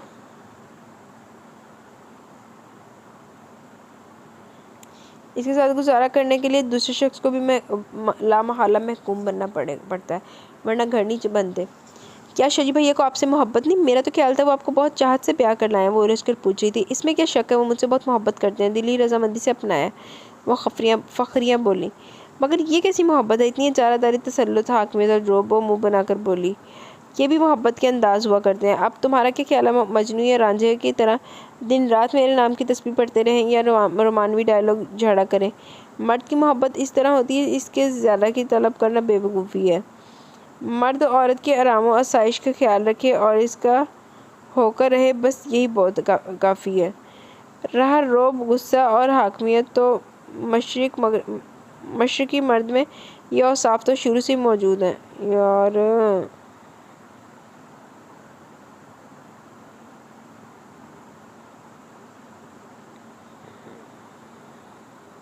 इनसे क्या उलझना। अब हर कोई आगा हारून की तरह दीवाना और आशिक ज़ार नहीं हुआ करता कि बीवी की हर बदतमीज़ी और बदलिहाजी बर्दाश्त कर जाए। तुम अक्ल से सोचो तो अंदाज़ा होगा कि तुम दुनिया की खुशकिस्मत तरीन औरतों में से एक हो। तुम्हारी एक निगाह करम के लिए अपनी पलकें बिछाए मुंतज़िर रहता है, तुम्हारी मनमानियाँ बर्दाश्त करता है, तुम्हारी तमाम तर बेइतनाई के बावजूद तुम्हारे हाल पर छोड़े हुए, अपना कोई हक़ तुम्हारी रज़ा के बगैर इस्तेमाल नहीं कर रहा। बेवकूफ़ लड़की, अब भी होश की नाखुन ले लो। शहज़ादियों की तरह घर में बसा रखा आगा ने तुम्हें। इसकी कदर करो और फजूल की ज़िद छोड़कर अपना आप इसके नाम कर दो, वरना समय गुजर गया तो बड़ी बुरी तरह पछताओगी। बाकी अब ये सही कह रही थी, और वो कितना इसका किरदार और नफ्स आज़माना मकसूद था। इतनी मुद्दत बीत गई थी, अगर इसके किरदार में कोई झोल होता तो अब तक सामने आता था। इसके बरक्स इसकी नरम कोई मसलत पसंदी और अपने काम से लगन ने इसकी शख्सियत के मस्बत पहलू ही उजागर किए थे। वो किस दर्जा इस पर मेहरबान था, अपनी तबीयत की बरक्स महज इसकी खुशनुदी के लिए खुद पर जबर करता था। वो बदतमीज़ी करती तो दरगुजर कर जाता, रखाई का मुजाहरा करती तो सिर्फ नज़रअंदाज कर देता, उकताहट दिखा दी तो इसकी खुशी के लिए, दिल बहलाने के लिए घुमाने ले जाता। कभी अपने ज़ाती काम के लिए इसको आवाज़ न दी, घरेलू अमूर के सिलसिले में कभी इसकी बात पर्स नहीं की। हालांकि वो घर की मालकन थी, जिम्मेदार थी, मगर इसने खुद इस पर किसी जिम्मेदारी का बोझ नहीं डाला था। अपिया के इस दवाजी ज़िंदगी के मामलात से मवाजना किया जाता तो वो एक लिहाज से आगा पैलेस में ठाठ से ज़िंदगी गुजारी थी। हर किस्म की उलझन, परेशानी, जिम्मेदारी और जवाब तलबी से आज़ाद रहकर, और वो पूरी रात अपना एहतसाब करती रही।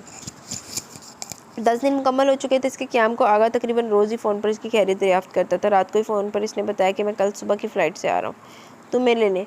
शाम की फ़्लाइट से हम वापस आ जाएंगे। और पूरी सुबह पूरी तैयारियों में समेत वो अपिया के रूबरू खड़ी थी। शजी भैया आगा को एयरपोर्ट रिसीव करने की घर से जा चुके थे और किसी लम्हे बस आने वाले थे। अपिया, मुझे अब अपनी गलती का एहसास हो गया, वो सर झुका के बोली। दरअसल मेरे जहन में शुरू से ये तासुर है कि अमीर कबीर, जागीरदार, वडेरे, नवाब और रईस किस्म के लोग हर किस्म के अखलाकियात से आरी होते हैं। अयाश तबब, बेहिस, खुदगर्ज और मगरूर आम लोगों को अपनी राया ख्याल करते हैं और इनका कोई किरदार नहीं होता। मैं अनजाने में आगा को इसी टाइप का बंदा समझ बैठी, इसलिए शुरू से मुतनफ़्फ़र और गरेज़ा रही थी। कुछ इसके रवैये की सख्ती, रोब और हाकमियत पसंदी को मैं इसकी शख्सियत का हिस्सा समझकर मज़ीद इससे कतराने लगी। ऐसे में इसके प्रपोज़ल ने मेरे तन बदन में आग लगा दी। मेरा ख्याल था वो महज मुझे नीचे दिखाने के लिए इतनी आम सी शक्ल सूरत वाली लड़की की तरफ बढ़ा है। बस इसी तरह की गलत फहमियों ने मुझे इस तक पहुँचने से रोके रखा। बहरहाल गुजरते वक्त ने मेरे खदशात धो डाले और अब मुझ पर यह हकीकत वाज़ेह हो गई है कि पाँचों के लिए बराबर नहीं होती। ज़रूरी नहीं है कि हर अमीर आदमी बदकिरदार और नफस परस्त हो। आखिर वो लोग भी तो इंसान होते हैं। कोई दरिंदा सिर्फ खूना शाम भेड़िए तो नहीं होते जो हम इनके बारे में बदगुमान रहते हैं। अच्छे बुरे लोग तो हर तबके में मौजूद होते हैं। फिर बदनीति और अयाशी का इल्ज़ाम महज रऊसा और अमरा पर ही क्यों आयद किया जाए? इनमें भी तो नेक तबीयत के इंसान, दोस्त और मुखय्यर लोग मौजूद होते हैं। सच शुक्र कि तुम्हें अकल आ गई, वरना मैं तो मायूस हो चली थी तुम्हारे तौर तरीक़ों से। अपनी ने मुस्कुराते हुए अपने इसे गले लगा लिया। फिर गुड़िया के रोने की आवाज़ सुनकर अंदर लपकी। इसी लम्हे खटके की आवाज़ पर शहलाला ने पलट कर पीछे देखा और जैसे इसकी रूह फना हो गई।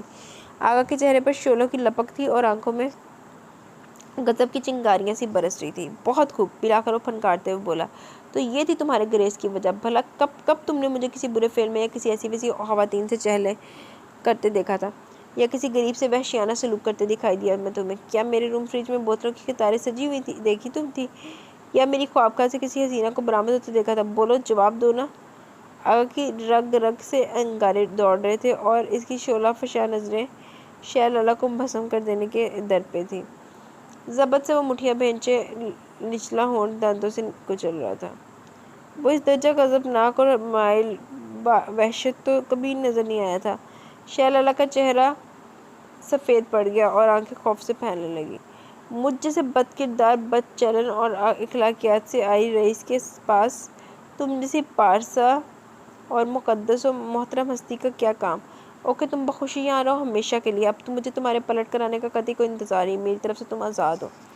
ये कहकर वो आदमी तूफान की तरह उल्टे कदमों वापस चला गया और शहलाला का तो वही हाल था कि काटो तो बदन में लहू नहीं। क्या होगा? आगा इतने गुस्से में क्यों थे? शजी भैया वैसी जगह से भागे चले आए। मैंने रोककर पूछना चाहा तो इन्होंने दृष्टि से मुझे एक तरफ हटा दिया और गेट से बाहर निकल गए। वो नाराज़ हो गए मुझसे। शजी भैया वो बिलक बिलक कर रो दी। आप ये भी आवाज़ पाख्ता सी दौड़ी आई थी। सूरत हाल वाज़ेह हुई तो सर पकड़ के रह गई। आप मुझे वापस भिजवा दीजिए शजी भैया, मैं अभी और इसी वक्त कॉलोनी वापस जाना चाहती हूँ। इसी वक्त किस तरह भिजवा दूँ तुम्हें? शाम की फ़्लाइट से चली जाना। शजी भैया परेशानी के आलम में कह रहे थे। तुम्हारा इस वक्त जाना मुनासिब नहीं। आगा बहुत गज़बनाक मूड में वापस लौटे। फौरी तौर पर तुम्हें सामने देखा तो खुदा न ख्वास्ता मामला संगीन हो सकता है। ठहर कर जाना ही बेहतर होगा, तब तक इनका गुस्सा भी कुछ सर्द पड़ जाएगा। अपिया ने इसे सलाह दी।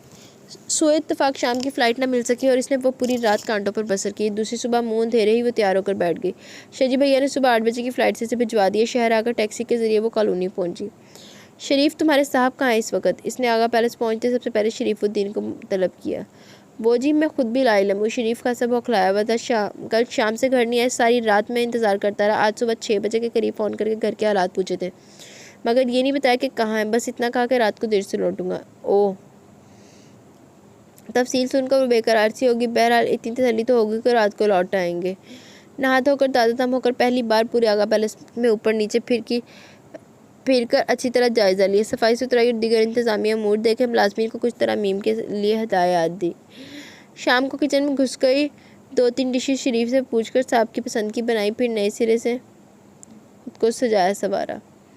सुरख झिलमिलाते नफीस से सूट में याकूत का जुड़ाव सेट और हल्का मेकअप के किए इसकी छब भी निराली हो गई थी। बाग से बेले की कड़ियाँ तोड़कर बालों में गजरे भी सजा लिए थे। अब वो जी जान से रूठे सैयां के इंतज़ार में टहल रही थी। शरीफ को इसने अपने क्वार्टर में जाने का कह दिया। मैं खुद ही खाने के लिए पूछ लूँगी साहब को। इसने खुद भी अभी खाना नहीं खाया था। वो कितनी देर लॉन में चहलकदमी करने लगी, करती खुद को आने वाले वक्त के लिए तैयार करती रही। आगा की साबका शौकियाँ याद आ रही थी। वो एक लम्हा जब इसे अपनी कमज़ोरी का एहसास हुआ था, जब जिस्मो जान में से हिद्दत सनसनी सी फैलती चली गई। सुनो, इसने किस तरह जान खींच लेने वाले अंदाज में पुकारा था। वो पिघल पिघल गई थी। मान जाओ ना, वो ख्वाबेदार मान जगाता धीमा मखमूर सरगोशियाना अंदाज। वो सोच सोच कर नए सिरे से महजूब हुई जा रही थी। शायद मुझे यही मोहब्बत है, बेख्तियार होकर कर देने वाली, बेबस कर डालने वाली, अपने जादू असर हसार में लेकर बेबस कर डालने वाली। सॉरी यार, नींद में समझ नहीं आ रही क्या हो रहा है। जादू असर हसार में लेकर कुल आलम से बेगाना करने वाली। वाकई मोहब्बत अचानक मुंकशिफ होती है और कल्बो रूह को अपने तलस्सम में जकड़ लेती है। खबर ही नहीं होती कि बाकी ये लम्हा कब इन कराहियत आकर बीत जाता है। मोहब्बत छुप के दिल पर वार करती है। तकरीबन 9 बजे 12:30 बजे खुदा खुदा करके इसकी जीप आगा पैलेस दाखिल हुई। फौरी तौर पर सामने नहीं जाना चाहिए, क्या खबर गजब से बफर कर कुछ कर बैठे। वो यही सोचकर किचन में चली आई और खाना गर्म करने लगी। फिर ट्रॉली में दानिस्ता वहीं मौजूद रही ताकि वो जब तक चेंज करके फ्रेश ना हो जाए। ट्रॉली में सेट करने लगी से खाना ले आओ शरीफ। किचन में इंटरकॉम से इसकी थकी हुई स्पार्ट आवाज़ उभरी। आगा के ख्याल के मुताबिक शरीफ को ही किचन में होना चाहिए था। वो उछल पड़ी, 1 बजने को था। धड़कते दिल से ट्रॉली धकेलती इसके कमरे के आगे रुकी तो कदम मन मन भर के हो रहे थे। कैसे अंदर जाऊँ? मिलाकर वो हिम्मत करके दरवाज़ा धकेलती अंदर चली गई। वो हंसते तवक्का बिस्तर पर नीम दराज था। इसे देखकर इसकी परेशानी पर सलबट सी उभर आई और आंखों में गुस्से की सुर्खी छलकने लगी। तुमसे किसने कहा यहाँ आने को, बल्कि इस घर में दाखिल होने को? वो एकदम बरस पड़ा था। अपने घर आने की कौन इजाज़त मांगता है? अगरचे वो खुद को बहादुर जाहिर कर रही थी, मगर दिल इतने में ही सूखे पत्ते की तरह कांप रहा था। आगा इस वक्त इतना बेरहम नजर आ रहा था कि फिल वक्त शहलाला इसके छक्के छूटने लगे। अपने घर, इसने तजाइया कहा। ये ड्रामेबाजी किसी और के साथ करना। फ़ौरन से पेशतर मेरे कमरे से निकल जाओ। सुबह आगा पैलेस में भी हमेशा हमेशा के लिए रुखसत हो जाना। अब यहाँ तुम्हारी कोई जगह नहीं है। इसका कठोर लहजा बला का सफाक और सर था। शहलाला की रीढ़ की हड्डी में तक खौफ सरायत कर गया। तो क्या वह आपके दिल में तो जगह है ना? मिली में वहीं बसेरा करने की तलत मरहमत फरमा दे। तख्त या तख्ता के मस्ताक वो जुरतमंदी का मुजाहरा करते हुए बाउजरत कहेगी। आगा ने कड़े तेवरों से घूर कर देखा। शहलाला के चेहरे पर सरापे की आराइश और ज़बाइश और रवैये में सरतापा आमादगी और सुपुर्दगी सबत थी। कोई ज़रूरत नहीं है मुझे यहाँ बेवकूफ़ बनाने की। वो बर्मी से रुख मोड़कर गोया, वह तुम जा सकती हो अब। आप खाना तो खा लीजिए, मैंने भी आपके इंतज़ार में अभी तक नहीं खाया। वो इसका ध्यान बटाने को जल्दी से बोली। आगा ने जवाब नहीं दिया। नींद दराज होकर आंखों पर बाजू रखकर गोया लाताल्लुकी का इजहार कर रहा था। वो हौसले जमा करती हुई बेड के करीब आ गई। इसके सहारने आकर आहिस्ते झुककर झिझकते हुए इसके स्याह बालों वाले तवाना सफ़ेद बाजू पर हाथ रखकर हटाने की कोशिश की। आगा को जैसे करंट छू गया। क्या बदतमीज़ी है ये! वो खफकी से बाजू हटाने लगा। लहजे की तंदी और बेरहमी में कुछ कमी आ गई थी। शहलाला को कुछ तसल्ली हुई। इसने दोबारा इसका आहनी हाथ थाम कर जैसे जैसे उठाने की सही की। प्लीज़ बस करें ना, आप उठ जाएं, खाना खा लें। तुम्हें ना खा जाओ मैं। आगा ने वहशत का मुजाहरा करते हुए एक झटके से खींचा। वो चूँकि इसके लिए तैयार नहीं थी, लिहाजा अपनी झोंक पे इस पर आ रही। दूसरे लम्हे संभल कर बैठी तो आगा ने इसकी दोनों कलाइयाँ मोड़ते हुए मुजरिमों की तरह पुश्त की जानिब ले जाने की कोशिश की। वो दर्द से चीख उठी। उफ़, अल्लाह छोड़े ना! तकलीफ़ की शिद्दत से इसकी आंखों में आंसू तैरने लगे थे, मगर वो हमस ओहो यार वो हमस खुद को मजबूत और बशाश जाहिर करी थी। मैं तो बदकिरदार और अयाश रईस हूँ, क्यों आई हो यहाँ ऐसे शख्स के बेडरूम में? आगा की इज़्ज़त नफ्स पर ज़बरदस्त तरीके से चोट पड़ी थी। इसे अपनी तस्लील भुलाई नहीं भूल रही थी। जी चाह रहा था सारी दुनिया तय बाला कर दे। बोलो ना। अब इसने शहलाला के बाल मुट्ठियों में जकड़ लिए थे। उफ़ हारून, आप तो जान निकालने के दर पे हो गए हैं। रुखसारा पर बहते आंसुओं के कतरे पोरों के साफ करती वो ज़बरदस्ती हंस कर बोली। हारून आगा के भड़कते हुए सीने पर जैसे नरम फवार पड़ने लगी थी। ज़िंदगी में पहली बार शहलाला ने इसकी दर्जा अपनाई तो ये गानगत के साथ इसका नाम लेकर पुकारा था। हारून तो इससे इसके मिलने वाले भी नहीं कहते थे। आगा साबी ज़बान सा दाम था। आगा की इसकी बालों पर गिरफ्त नरम होने लगी। खुद ब खुद इसका शोला समा मूड सर्द पड़ने लगा। ये किसने पुकारा है? अदम इतनी चाह से, एहसास बरतरी से खुदा हो गया हूँ मैं। आगा को बेसख्त शेर याद आया। मेरी तरफ से अपना दिल साफ़ करने हारून। हमेशा ही वो आगे बढ़ा था। इसने पेशकदमी की थी। अब शहलाला की बारी थी और फिर महबूब के दर पर झुकने में क्या हिजाब। वो इसका शौहर था, इसका मजाजी खुदा था। इसका हार सिंगार, इसका चमचमाता सरापा, सब कुछ तो इसी का था। आगा को अचानक एहसास हुआ कि वो इस गुर्बत का वो खुद चलकर इस तक आई थी। बुरी स्पुर्दगी से खुद को पेश कर रही थी और इस लम्हे का तो इसने अब एक उम्र इंतज़ार किया था। खाना खा लेना, ठंडा हो रहा है। वो इसकी निगाह से उमड़ती जुनून खेजी से घबरा कर जंजीरी से बोल पड़ी। तुम्हें ना खा जो पहले कितना सताया तुमने लड़की तुमने। इससे पहले को इसकी गुस्ताख इरादों का पता देते शौक तेवरों से बौखलाकर परे सेकती आगा ने एक झटके से घसीटकर अपने करीब कर लिया और फिर चुपकर इसकी नाक खींचते हुए शरीर से अंदाज में गोया भाई इसका मारे शर्म के बुरे हाल था। सारे बदले लूँगा तुमसे गिन गिन कर। आगा के अंग अंग से सरूर छलक रहा था। जी तो गाइस, यहाँ पे ये छोटा सा अपना नावल अपने इख्तिताम को पहुँचा। कैसा लगा ये नावल? अपनी राय का ज़रूर इज़हार कीजिए। मुझे इजाज़त है। अपना बहुत सारा ख्याल रखें। इंशाल्लाह कल मिलेंगे विद न्यू नावल के साथ। तब तक के लिए टेक केयर। अल्लाह हाफिज़।